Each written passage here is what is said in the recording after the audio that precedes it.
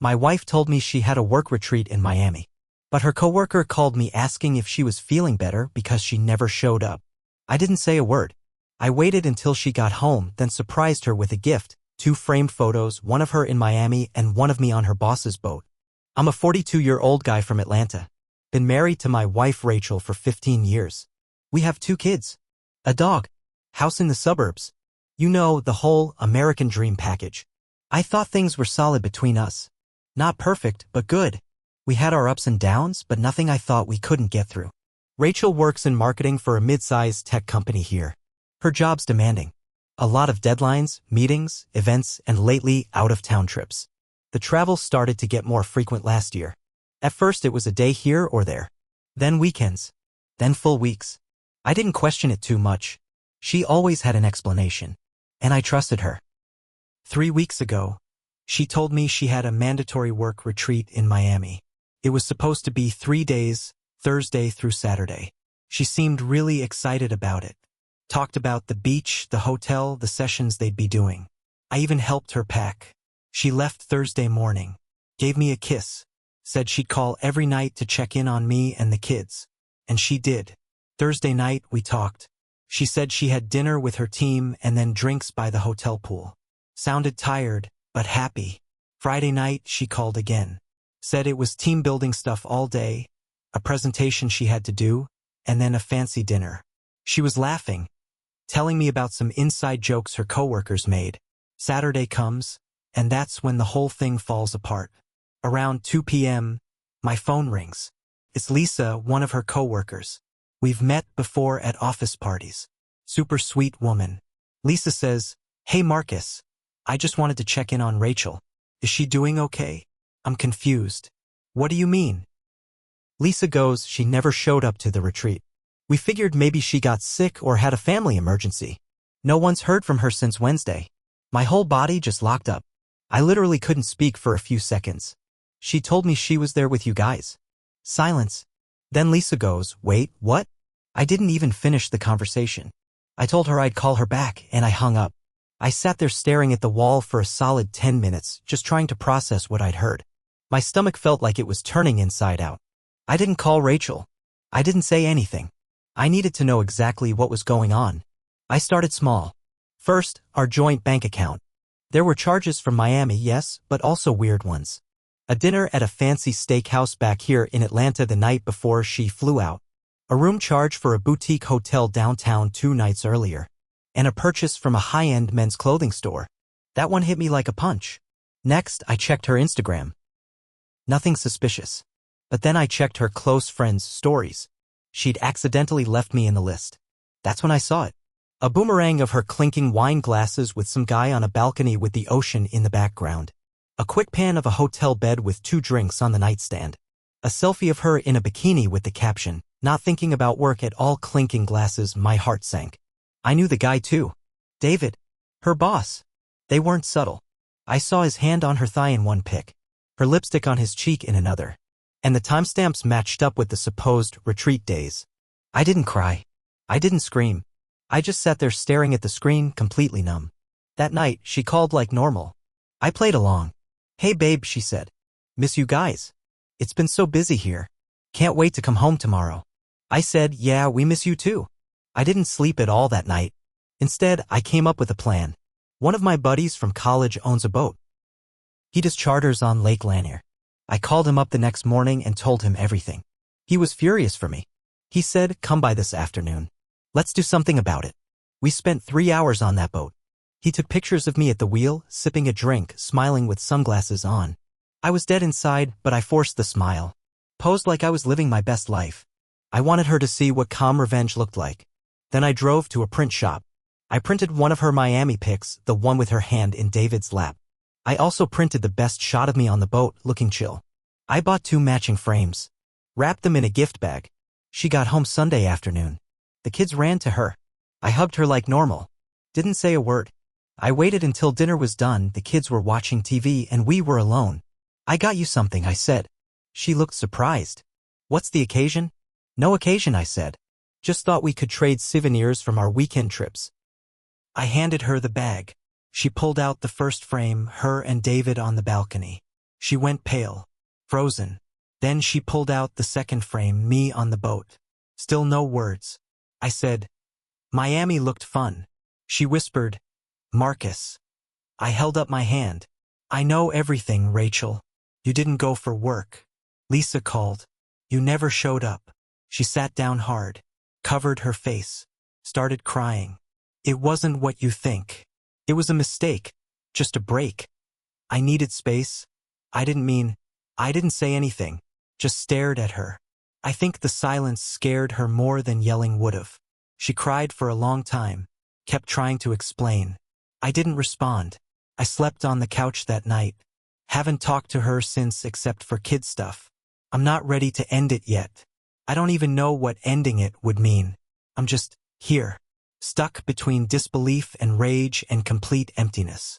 I haven't told anyone in my family yet. I haven't told the kids. I don't know what the next step is. I just needed to get this out somewhere. I don't know if this helps anyone. I don't even know if it helps me. But thanks for reading. So, after I gave Rachel the photos, everything changed in the house. She barely spoke to me for 2 days. I wasn't in the mood to talk either. We did what we had to do for the kids, but every word outside of that was silence. Heavy, awkward silence. Like two strangers living under the same roof. Then came Wednesday. I came home from work around 6 p.m. The house was quiet. Too quiet. I walked into the kitchen and found Rachel sitting at the table with a glass of wine in her hand. She looked like she hadn't slept in days. She said, we need to talk. I sat down across from her. Said nothing. She started crying. Again. Said she made a huge mistake. That she didn't even know why she did it.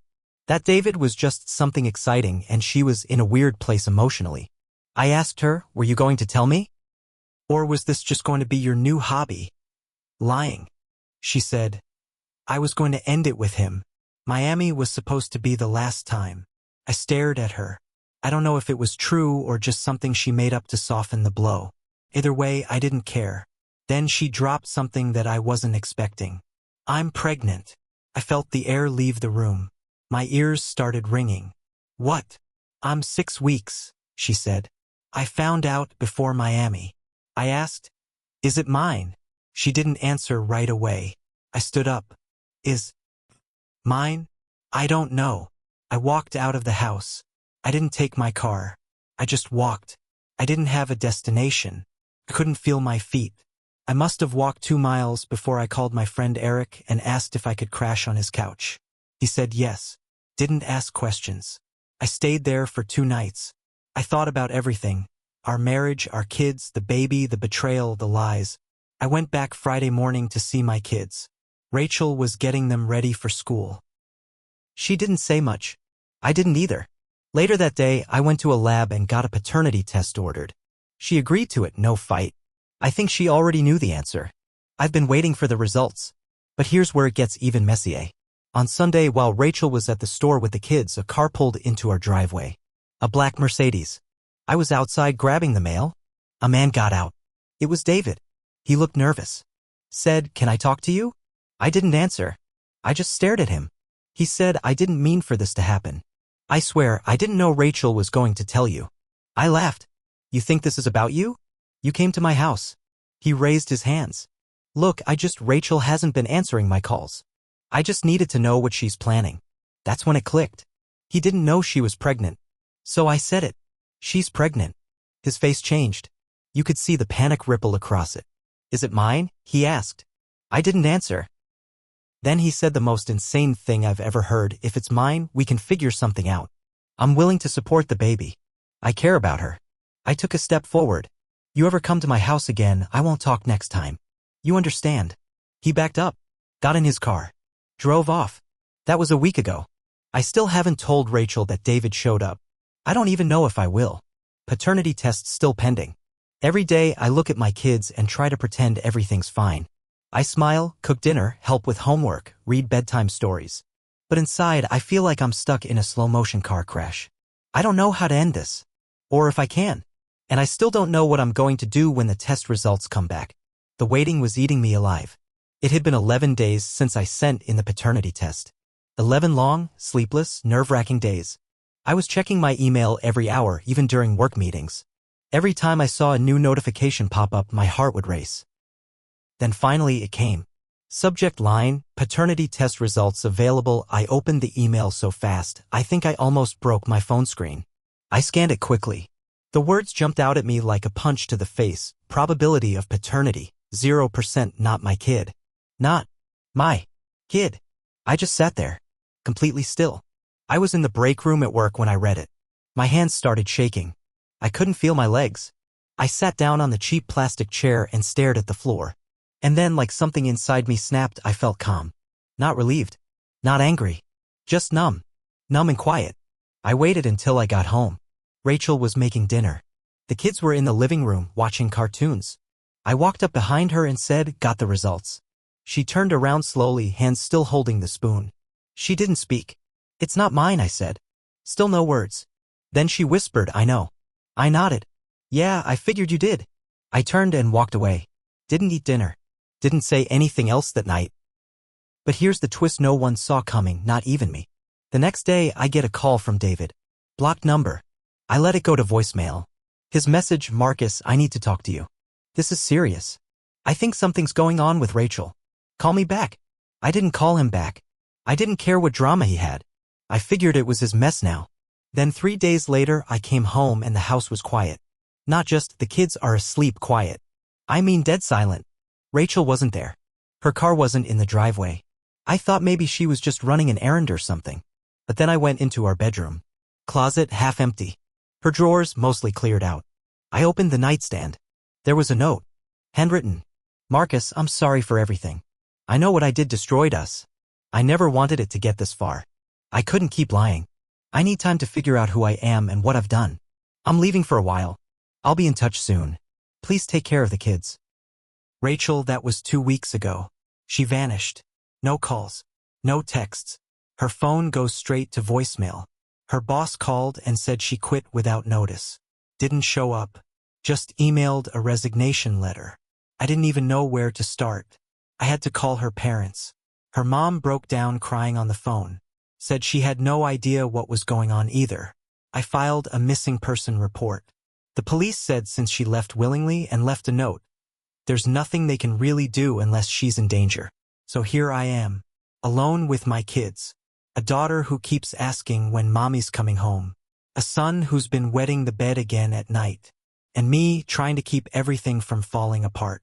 Then 2 nights ago, another twist. I got a call from David. This time I picked up. He sounded shaken, almost scared. "She called me," he said. "Rachel. She told me she was in Alabama. But then she said something about leaving the country. She was crying, Marcus. She said she's scared someone's watching her." I asked, "What are you talking about?" "I don't know," he said. "She mentioned some guy. Someone she met before me. Said he found her again. That she made a mistake trusting him." And then she hung up. I felt the blood drain from my face. I never knew about anyone before me. Rachel had a past, sure, but she never talked about it much. Now I don't know what's real anymore. Was she cheating before David? Was David just part of a pattern? Is there someone else? Someone worse? Why would she run? Who the hell is this guy she mentioned? Is she in danger? Or is this just another layer of lies? I don't have answers. Just questions. And 2 kids who need stability while their world quietly crumbles behind the scenes. I'm not sleeping much. I keep looking out the window at night, thinking maybe she'll just pull into the driveway like nothing ever happened. But she doesn't. It had been over a month since Rachel left. No texts, no calls, no emails. Just that note. I tried everything, her parents, her friends, even her old coworkers. No one had seen her. Everyone was as confused as I was. The cops had nothing. Her bank account hadn't been touched since the day she disappeared. Her phone? Dead. I started checking social media like a man obsessed. Instagram, Facebook, Twitter. I made fake accounts. Nothing. It was like she vanished off the face of the earth. Meanwhile, I was trying to hold everything together for the kids. But inside, I was falling apart. Every time my daughter asked about her mom, I wanted to scream. Every night my son had nightmares. I blamed myself. Because deep down, I was starting to believe this wasn't just her mess. It was mine too. Maybe I should have seen the signs. Maybe I should have asked more questions when the travel started. Maybe I let things go too easily. Maybe I didn't listen when she needed something more. But then, maybe she was always going to be this person. Maybe I was just the fool who thought he could fix it all with trust and loyalty. Then, last week, everything exploded. It was a Wednesday night. I just put the kids to bed. I was doing dishes when my phone buzzed. Blocked number. I let it ring out. Then a voicemail dropped. I hit play. It was Rachel. Her voice was frantic. Wind in the background. She sounded like she was running. "Marcus, it's me. I don't know how much time I have. He found me. He said he knows about the baby. I didn't tell him anything. I swear, I think he's been watching me since Miami. I shouldn't have left the country. I shouldn't have trusted." The message cut off. I stood there, phone in hand, not even breathing. My first thought was, what the hell is happening? I called David. He didn't answer. So I drove to his apartment. No lights. No answer at the door. But his car was outside. I walked around back into the alley behind the complex. That's when I saw it. David, slumped against the wall. Face swollen. Bruised. Blood running from his nose. Still breathing. He looked up at me. "He's real," he mumbled. "She wasn't lying." "Who?" I asked. He didn't answer. I called 911. Told them someone had been attacked. When the cops arrived, I told them the truth. All of it. And finally, things started to make sense. Turns out Rachel had been seeing a guy before me. Years ago. Some trust fund type with a history of violence and a record sealed so tight, it barely existed. She'd left him after he got controlling. Abusive. Disappeared on him. Changed her number. Her name. I never knew. But somehow he found her again. Tracked her down after seeing one of her tagged work posts. And when he saw her in Miami with David, he snapped. The cops started a search. And then, 3 days ago, they found her. A gas station off a highway in Tennessee. Sleeping in her car. Thin. Disoriented. Scared out of her mind. She was okay. Physically. But broken. She's now in protective custody. And here's the twist nobody saw coming, not even me. The baby? Not mine. Not David's either. It's his. The guy from before. She told the cops everything. How he started calling her again. How he showed up in Miami. How she was terrified. How she tried to run. But she didn't tell me because she didn't think I'd believe her. Because she'd already lied so much. And that's the truth I didn't want to hear. This whole thing? It wasn't just one mistake. It was layers of pain, fear, guilt, and secrets. From her. From me. From the past we both ignored. But now? Now I'm done. The house is sold. The kids and I are moving next week. Somewhere quiet. Somewhere fresh. Somewhere far. Rachel won't be coming with us. She's getting help. The kind she should have gotten years ago. I wish her peace, but not another chance. As for me? I made mistakes. I didn't ask enough. I didn't push when things felt off. I trusted too blindly. But now I know better. And my revenge? It's not screaming. It's not breaking things. It's not dragging her name through the dirt. My revenge is rebuilding. Rising from the ashes. Smiling at my kids every morning knowing they're safe. And making sure no one, ever gets to destroy my peace again. That's the end. I'm not broken. I'm free.